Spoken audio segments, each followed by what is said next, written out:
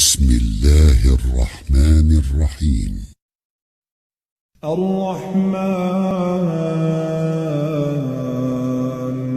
علم القرآن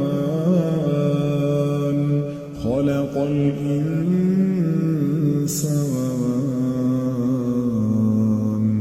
علمه البيان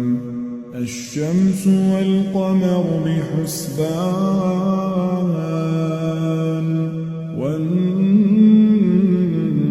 والنجم والشجر يسجدان والسماء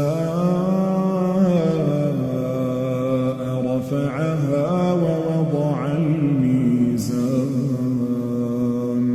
ألا تطغوا في الميزان وأقيموا الوزن بالقسط ولا تخسروا الميزان والأرض وضعها للأنام فيها فاكهة والنخل ذات الأكمام